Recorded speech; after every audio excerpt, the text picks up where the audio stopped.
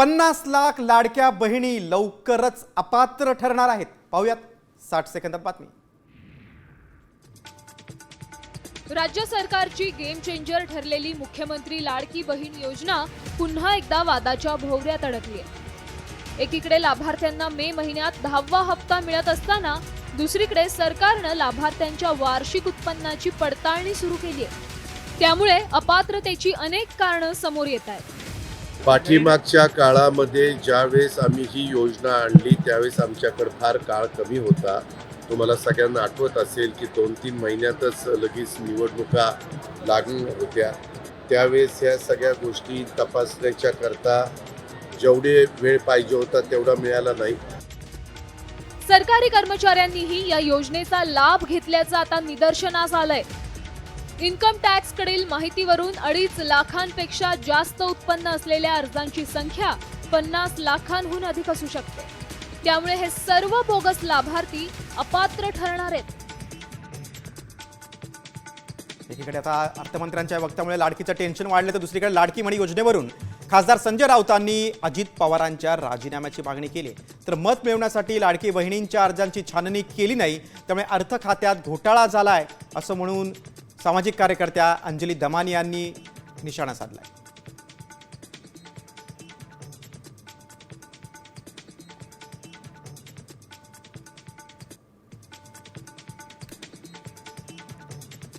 त्याबद्दल तुम्ही प्रायश्चित घ्या, प्रायश्चित राजीनामा द्या। अर्थ खात्यातून हा घोटाळा झालेला आहे। पैसे कोणी दिले? या राज्याचे पैसे लुटले कोणी? या राज्याचे पैसे तुम्ही लुटू दिलेत। सरकारी कर्मचाऱ्यांनी हा लाभ घेतला आणि तुम्ही तो घेऊ दिला। तुम्ही छाननी केली नाही। तुम्हाला माहिती आहे, पण तुम्हाला मतं पाहिजे होती आणि अर्थ खात्याच्या माध्यमातून ही लूट झाली संपूर्ण। त्याचं प्रायश्चित कोणी घेतला पाहिजे? हे काय सांगतायत? राऊतांच्या या आरोपांनंतर आता वळू आपण महिला शेतकऱ्याच्या आक्रोशाकडे। टोमॅटो उत्पादक शेतकऱ्यांवर अस्मानी आणि सुलतानी संकट कोसळले। पाहूया 60 सेकंदात बातमी। बीडच्या आष्टीत मुसळधार पावसामुळे टोमॅटोचा लाल चिखल झालाय। शेतकरी लालाबाई धोंडे यांनी 1 एकर क्षेत्रात टोमॅटोची लागवड केली होती। मुसळधार पावसामुळे टोमॅटो पिकाचं नुकसान झालंय। लागवडीसाठी केलेला खर्चही पाण्यात गेलाय। त्यामुळे लालाबाई धोंडेंना अश्रू अनावर झाले। आता राज्य सरकारनं नुकसान भरपाई द्यावी अशी मागणी त्यांनी केली। काय देता येत असन तेवढी मदत तुम्ही केलीच पाहिजे। हो का, एवढीच विनंती आहे। लालाबाई लाल तंबाटा हो का, त्याचा झाला चिखल। आता काय करायचं? होता होईन एवढी मायबापांनो तुम्ही आम्हाला मदत करा। तर नाशिकच्या पिंपळगावमध्येही टोमॅटो उत्पादक शेतकरी आक्रमक झाले। गेल्या 7 महिन्यांपासून टोमॅटो उत्पादकांचे 2.5 कोटी रुपये थकल्यामुळे शेतकऱ्यांनी लिलाव बंद पाडत ठिय्या आंदोलन केलं। त्यामुळे कृषी मंत्री माणिकराव कोकाटेंनी नुकसानग्रस्त शेतकऱ्यांचा आक्रोश ऐकावा, वादग्रस्त वक्तव्य करण्यापेक्षा त्यांना मदतीचा हात द्यावा एवढीच अपेक्षा। पावसामुळे कांदा पिकाला फटका बसलाय। कांद्याचं 20% नुकसान झालं। अशात केंद्र सरकारनं घाईगर्दीमध्ये शेतकरी विरोधी कुठलाही निर्णय घेऊ नये असं मत मुंबई कृषी उत्पन्न बाजार समितीचे संचालक जयदत्त होळकर यांनी व्यक्त केलंय। तसंच शेतकऱ्यांनी गरजेनुसार टप्प्याटप्प्यानं कांद्याची विक्री करावी। एकदम कांदा बाजारात आणू नये, जेणेकरून कांद्याचे बाजारभाव कोसळणार नाहीत। आवश्यकता असेल तितकाच कांदा बाजारात विक्री केल्यास कांद्याचे बाजारभाव स्थिर राहण्यास मदत होईल असं देखील होळकर यांनी म्हटलंय। सरकारनं शेतकरी विरोधी निर्णय घेऊ नये असं देखील मुंबई कृषी उत्पन्न बाजार समितीचे संचालक जयदत्त होळकर यांनी केले। हा कांदा खराब झाल्यामुळे भविष्यामध्ये कांद्याचे दर 5 ते 6 हजार रुपये दर होतील अशी काही परिस्थिती नाही। यावर्षी कांद्याची लागवड सुद्धा मोठ्या प्रमाणावर शेतकऱ्यांनी केलेली आहे। त्यामुळे ह्या नुकसानीकडे बघत असताना कुठेतरी पॅनिक परिस्थिती निर्माण होईल व भविष्यामध्ये बाजारभाव वाढतील। हे सगळं बघून कुठलाही चुकीचा निर्णय त्या ठिकाणी केंद्र शासनाने शेतकऱ्यांच्या विरोधामध्ये घेऊ नये अशी शेतकरी वर्गाची त्या ठिकाणी मागणी आहे। पुढची बातमी आता कोरोनाची। देशात कोरोना रुग्णांची संख्या झपाट्यानं वाढते। देशात सक्रिय कोरोना रुग्णांची संख्या तब्बल 4,000वर गेली। यामध्ये केरळमध्ये सर्वाधिक 1435 रुग्णांची नोंद झाली। महाराष्ट्रात देखील सक्रिय कोरोना रुग्णांची संख्या आता 500च्या वरती पोहोचली आहे। यामध्ये काल नव्या 65 रुग्णांची नोंद झाली। राज्यात सर्वाधिक 25 रुग्ण पुण्यात तर मुंबईत 22 नवे कोरोना रुग्ण आढळलेत।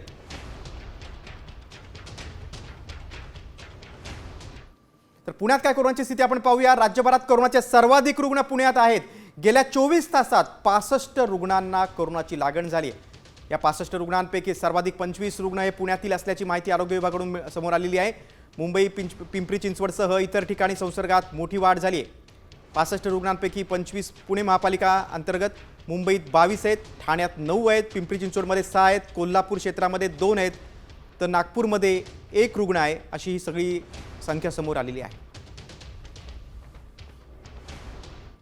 दरम्यान कोरोनामुळे कोल्हापुरात एका महिलेचा मृत्यू झालाय. CPR रुग्णालयात गेल्या 4 दिवसांपासून या महिलेवर उपचार सुरू होते.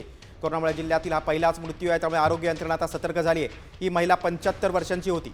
तिला शुगर आणि बीपीचा त्रास होता. कोरोनामुळे वयोवृद्ध महिलेचा मृत्यू झाल्यामुळे कर्मचाऱ्यांनी आता PPE किट घालून या महिलेवर अंत्यसंस्कार केलेत.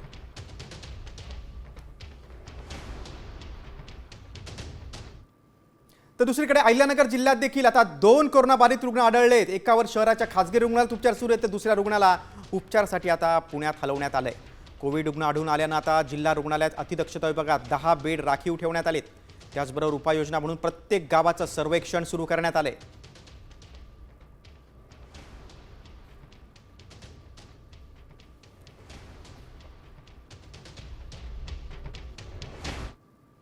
आता शिक्षण क्षेत्रातून एक मोठी बातमी. आता राज्यातल्या सर्व शाळांमध्ये पहिलीपासूनच सैनिकी प्रशिक्षण मिळणार आहे. पाहुयात 60 सेकंदात बातमी.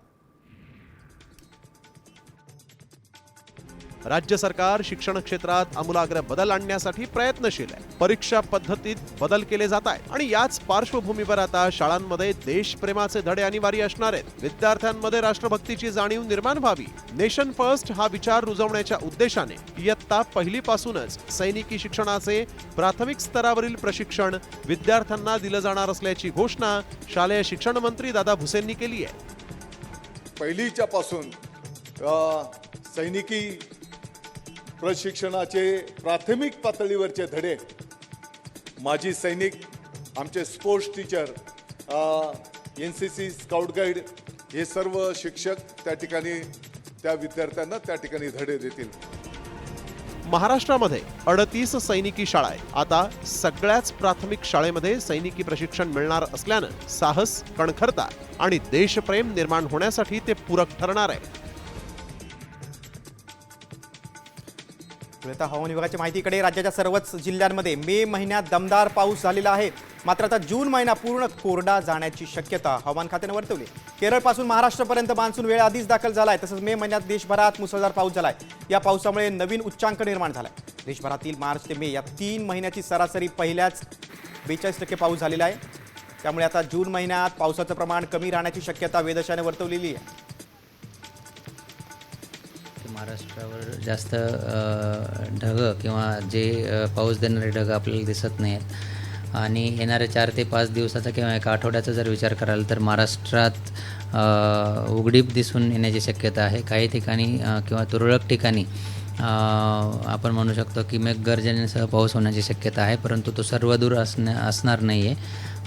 तर येणारे 5 ते 7 दिवस किंवा 8 दिवस आपण बघू शकतो की पाऊस हा सरासरीपेक्षा कमी पडण्याची शक्यता आहे. पुढची बातमी आता बोगस बियाण्याची. धुळ्यात कृषी विभागाच्या पथकानं मोठी कारवाई केली आहे. वेशभूषा बदलत कृषी विभागातील अधिकाऱ्यांनी 20 लाखांची बोगस बियाणं जप्त केले. खासगी ट्रॅव्हल्समधून लाखो कपाशीचं बनावट बियाणं जप्त करण्यात आले. सोबतच एका स्विफ्ट वाहनातून देखील 200 क्विंटल बनावट बियाण्याचे पाकिटे जप्त करण्यात आले. ही बियाणं गुजरातमधून महाराष्ट्रात येत होती. कापसाच्या बनावट बियाण्याचा आता सुळसुळाट आहे. कृषी विभाग आता सतर्क झालेला आहे. धुळ्यामध्ये मोठी कारवाई करण्यात आलेली आहे. लाखो रुपयांचं बनावट बियाणं जप्त करण्यात आलंय. गुजरातवरून अहमदाबादवरून नागपूर, अकोला, बुलढाणा याकडे जाणाऱ्या सगळ्या ट्रॅव्हल्सची चेकिंग केली तर त्यामध्ये विजय ट्रॅव्हल्समध्ये आम्हाला STBTची 50 पाकिटं व त्यानंतर JMBS ट्रॅव्हल्समध्ये जवळजवळ 1200 पॅकेट्स सापडून आली. असा एकूण 20 लाखाचा मुद्देमाल आम्हाला इथं सापडून झाला. आता एक महत्त्वाची बातमी आहे मराठा समाजाच्या महत्त्वाच्या निर्णयाची. वैष्णवी हगवण्याच्या आत्महत्यामुळे मराठा समाजात संतापाची लाट निर्माण झाली आणि या पार्श्वभूमीवर पिंपरी चिंचवडमध्ये सकल मराठा समाजाची बैठक पार पडली आणि या बैठकीत हुंडाबंदीसाठी प्रत्येक शहरात एक समिती नेमून मराठा समाजात केल्या जाणाऱ्या लग्नासाठी एक आदर्श आचारसंहिता तयार करण्याचा निर्णय घेण्यात आला. पुणे पिंपरीतल्या बैठकीनंतर आता जिल्ह्यात मराठा संघटना हुंडाबंदीसाठी आता पुढे सरसावल्यात. लग्न सोहळे पार पाडतात त्याच्यामध्ये ही आचारसंहिता लागू करण्यात येणार आहे. मोठ्या लग्नांमध्ये बहिष्कार टाकला जाणार आहे. ज्या कुटुंबामध्ये स्त्रीचा महिलेचा छळ केला जातो त्यांच्यावर बहिष्कार टाकला जाणार आहे. अशा पद्धतीची आचारसंहिता ते केलेली आहे आणि त्याच्या प्रत्येक गावोगावी प्रत्येक शहरांमध्ये आम्ही बैठका घेऊन त्या ठिकाणी त्या कमिट्या म्हणून प्रत्येक महिन्याला त्याचा रिव्ह्यू घेतला जाईल. बघा, आचारसंहितेमधील आपण महत्त्वाचे मुद्दे पाहूयात. 100 ते 200 लोकांच्या उपस्थितीत लग्न सोहळा करा अशी सूचना आहे. कर्ज काढून लग्नात खर्च करू नका असं देखील आवाहन करण्यात आलंय. देखावा करू नका, लग्नात हुंडा देऊ देखील नका आणि घेऊ सुद्धा नका. इच्छा असेल तर मुलीच्या नावावर एफडी करा, म्हणजेच बँकेमध्ये फिक्स डिपॉझिट करा.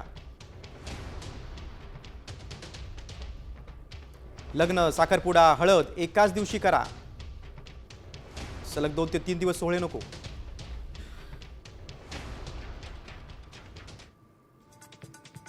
पुढच्या बातमीकडे. पिंपरी चिंचवड पोलिसांनी हगवण्यांचा जेसीबी जप्त केला होता. मात्र हा जेसीबी पुन्हा हगवण्यांकडे आल्यानं संशय व्यक्त होतोय. तक्रारदार प्रशांत येवडे यांच्याकडून जप्त केलेला जेसीबी हगवण्यांकडे कसा आला याचा शोध म्हाळुंगे पोलिसांकडून घेतला जातोय. ज्या गोडाऊनमध्ये हा जेसीबी होता त्या मालकाकडे आता संशयाची सुरू आहे. मंगळवारी शशांक आणि लता हगवण्यांचा म्हाळुंगे पोलीस ताबा घेणार आहेत. त्यांना अटक केल्यानंतर होणाऱ्या चौकशी त्याचा खुलासा होऊ शकतो अशी माहिती आहे. जेसीबी आपल्या मागे आहे MH12 SU 3165. हा यांचा एक विक्रीचा प्रशांत हा जेसीबी लता हगवणे यांच्या नावावर आहे आणि लता हगवणे आणि शशांक हगवणे यांच्या मध्ये शशांक हगवणेच्या ने एक 24 लाखाचा याच्यातील फिर्यादीसोबत व्यवहार केला होता किंवा त्यांचा व्यवहार जो ठरलेला होता व्यवहाराप्रमाणे शशांक हगवणे आणि लता हगवणे यांनी पूर्तता न केल्यामुळे त्यांनी तक्रार अर्ज दिला आणि त्या तक्रार अर्जावरून त्याची फसवणूक झाल्याचं आपल्याला प्राथमिक दिसतंय. तर न्यायालयीन ती जी काही त्यांच्या अटकेसंदर्भांची प्रक्रिया आहे ती मी स्वतः तपासी अधिकारी आहे प्रक्रिया. नाशिकमध्ये ठाकरे सेनेचे उपनेते सुधाकर बडगुजर यांनी मुख्यमंत्री देवेंद्र फडणवीसांची भेट घेतली. या भेटीमुळे राजकीय वर्तुळात चर्चेला उधाण आलंय. विविध प्रश्नांचं निवेदन देण्यासाठी मुख्यमंत्र्यांची भेट घेतल्याचं बडगुजर यांनी सांगितलंय. तर गिरीश महाजन यांनी मात्र नाशिकमधले सर्व पक्षांमधील अनेक नेते भाजपमध्ये येण्यासाठी इच्छुक असल्याचं म्हटलंय. सिंहस्थाच्या दृष्टीने महत्त्वाचे आहेत. कर्मचाऱ्यांचे प्रश्न सोडवणे हे महत्त्वाची बाब आहे. काही क्लास 1 क्लास 2चे प्रमोशन झाले आहेत. क्लास 3 क्लास 4चे प्रमोशन बाकी आहेत. ते प्रमोशन लवकर व्हावेत त्यासाठी आज निवेदन देण्यासाठी मी या ठिकाणी आलोय. तेव्हा सोहळ्यामध्ये तर सगळे नेते सुद्धा एकत्र असतात.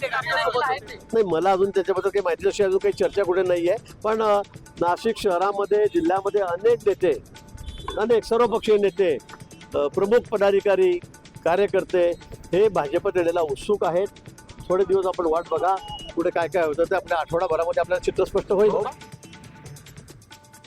तर काही दिवसांपूर्वी रत्नागिरीतील एका कार्यक्रमात शिंदे गटाचे ज्येष्ठ नेते रामदास कदम आणि उदय सामंत यांनी वैभव खेडेकर यांना जाहीरपणे पक्षात येण्याची ऑफर दिली होती. खेडेकरांचा मीच राजकीय गुरु असल्याचं कदमांनी म्हटलेलं आहे. तर या कार्यक्रमातील वैभव खेडेकर याची उपस्थिती चर्चेचा विषय ठरला होता. त्यानंतर लगेचच वैभव खेडेकर यांनी पोस्ट लिहिली. मनसेचे वैभव खेडेकर आता शिंदे गटात जाणार का याकडे राजकीय वर्तुळाचं लक्ष आहे.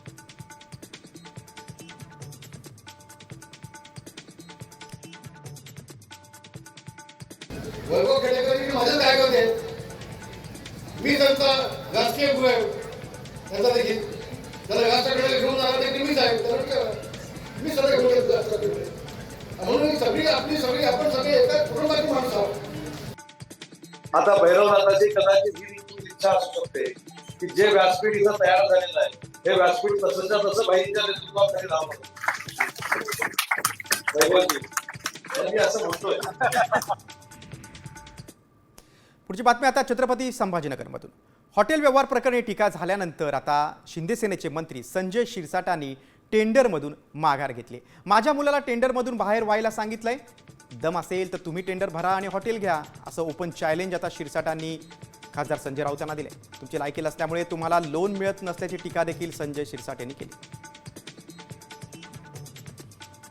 शिरसाट यांच्या मुलांना हॉटेलची खरेदी केली त्यावरून आता ठाकरे गटानं जोरदार टीका केली होती आणि त्यानंतर आता शिरसाट यांची हॉटेल निवडीतून माघार आहे आणि यावरून त्यांनी आता संजय राऊतांना टोला लगावलाय. संजय शिरसाट कधी बँकेच्या दारात गेला नाही, पण लोन देणारे माझ्या दारात येऊन मला लोन देतात.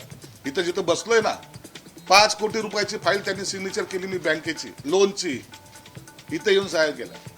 हे याला इज्जत कमावी लागते.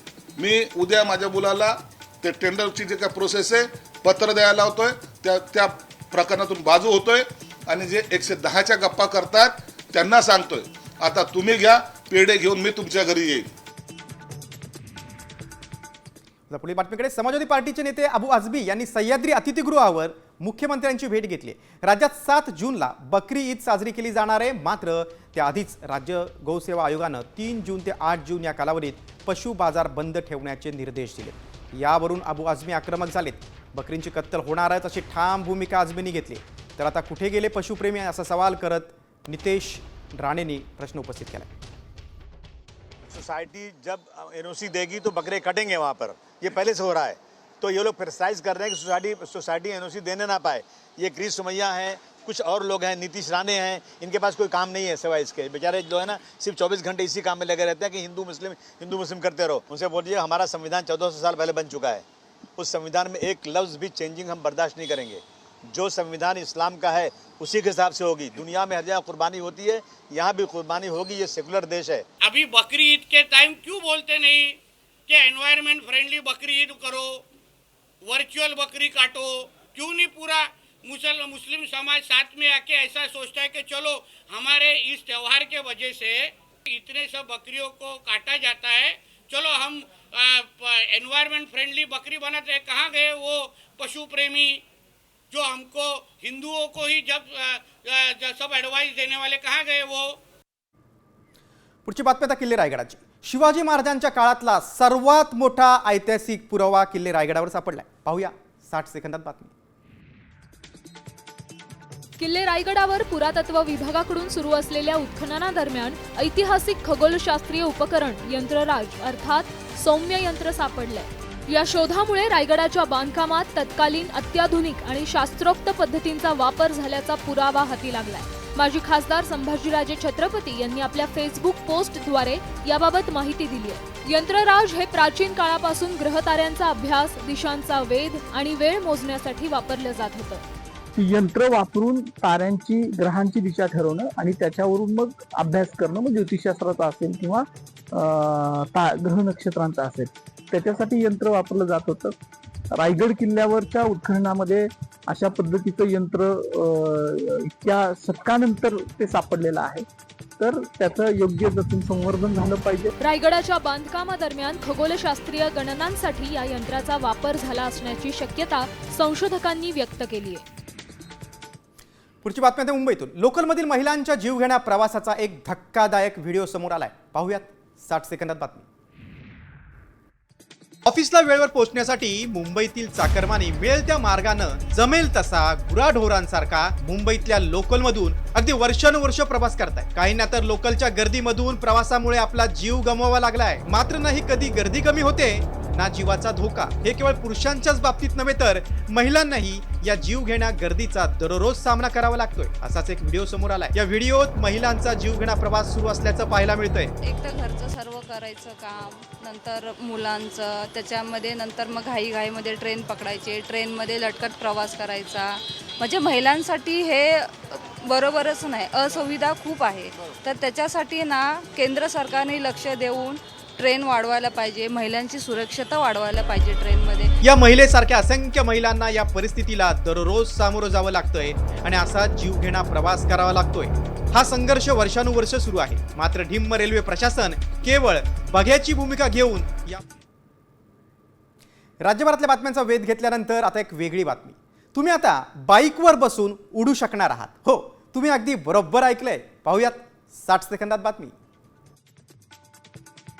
पोलंडच्या वोलोनॉट कंपनीनं एअरबाईक तयार केली आहे. ही एअरबाईक 200 किलोमीटर प्रति ताशी वेगानं उडू शकते. एअरबाईकमध्ये जेट प्रोपल्शन आणि स्टेबिलायझेशन सिस्टीम आहे. आश्चर्याची गोष्ट म्हणजे एका क्षणी बाईक हळूहळू हवेत थांबते आणि नंतर पुन्हा हळूहळू दिशा बदलून पुढे सरकते. सध्या कंपनीनं एअरबाईकची सविस्तर माहिती अद्याप उघड केलेली नाहीये. मात्र जर ही बाईक बाजारात आलीच तर हा विज्ञानाचा एक अभूतपूर्व चमत्कार ठरणार आहे. ही बाईक नेमकी कशी असेल पाहूया. पोलंडच्या वोलोनॉट कंपनीची ही एअरबाईक आहे. एअरबाईक 200 किलोमीटर ताशी वेगानं उडू शकते. एअरबाईक जेट प्रणोदनाद्वारे चालवली जाते. बाईकमध्ये जेट प्रपल्शन आणि स्टेबिलायझेशन सिस्टीम कार्यरत आहे. कंपनीची स्वतःची बाईक स्टेबिलायझेशन सिस्टीम आहे. या बाईकमुळे ट्रॅफिक जामची समस्या दूर होणार आहे. त्यामुळे आता ही बाईक बाजारात कधी येणार याची साऱ्या जगाला उत्सुकता लागली आहे.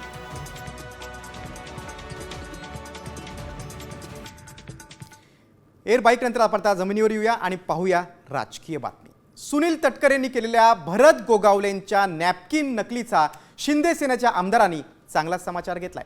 आगामी काळात निवडणुका महायुती म्हणून लढणार आहोत, परंतु खासदार सुनील तटकरेंसारख्या महाभागाचा कुठेच लवलेश असणार नाही असंही आमदार दळवी म्हणाले. तर पुढच्या लोकसभेला तुमचा रुमाल पाडणार असा इशारा आमदार महेंद्र थोरवेंनी दिला.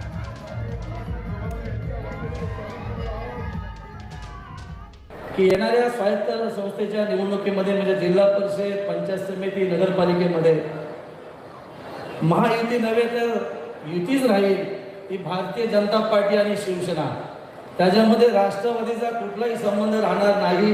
हे पहिलंच मी या ठिकाणी घोषित करतो की चितल फॅमिलीने अनेक वेळा आपल्याला फसवलंय. मला तर 3 वेळा फसवलं, आता बरेचशा 2 वेळा फसवलं. म्हणजे अंकले साहेबांपासून त्या सर्वसामान्य कार्यकर्त्यांपर्यंत ज्यांनी फसवलंय त्याला या रायगडच्या राजकारणात हद्दपार करायचा आहे. काय सत्तेचा माज दाखवायचा आहे तो दाखवा. रुमाल खांद्यावर घेता काय? तुम्हाला ह्याच रुमालाने पुढच्या येणाऱ्या लोकसभेला जर नाही डोक्यावर रुमाल घालायला लावला ना तर मी पण नाव सांगणार ना महेंद्र थोरवे म्हणून. तुमचा रुमाल काढतो आम्ही बरोबर.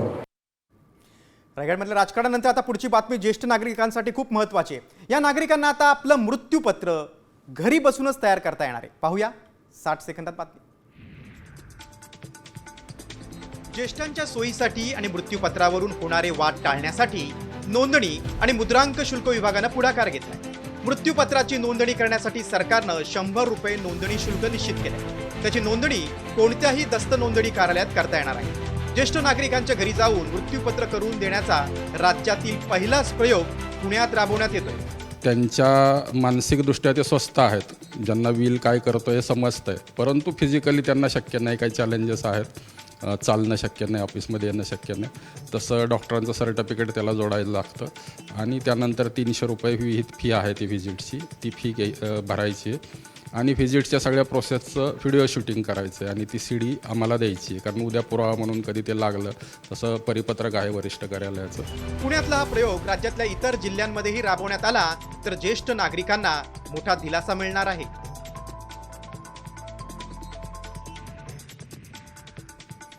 आता बीड जिल्ह्यातून धक्कादायक बातमी आहे. ऊसतोड कामगारांच्या जिल्हा अशी ओळख असलेल्या बीडमधून ही माहिती समोर येते. ऊसतोडीला जाण्यापूर्वी 843 महिलांनी गर्भपिशवी काढल्याचं समोर आलंय. यामध्ये 30 ते 35 वयोगटातील 477 महिलांचा समावेश आहे. दुसरीकडे 1523 गर्भवती महिलांनी पोटासाठी हाती कोयता घेतल्याचं उघड झालंय. आरोग्य विभागाकडून करण्यात आलेल्या तपासणीत ही माहिती समोर आली आहे. त्यामुळे पुन्हा एकदा ऊसतोड महिलांच्या आरोग्याचा गंभीर प्रश्न ऐरणीवर आला आहे. ऊसतोड पुरुष मजूर आहेत 96,617. ऊसतोड महिला मजूर आहेत 78,476. ही बीडमधील संख्या आहे. 843 महिलांनी गर्भपिशवी काढलेली आहे. 3,415 महिलांना रक्तक्षयाची लागण आहे. 1,523 गर्भवतींनी ऊसाच्या फडात काम केलंय.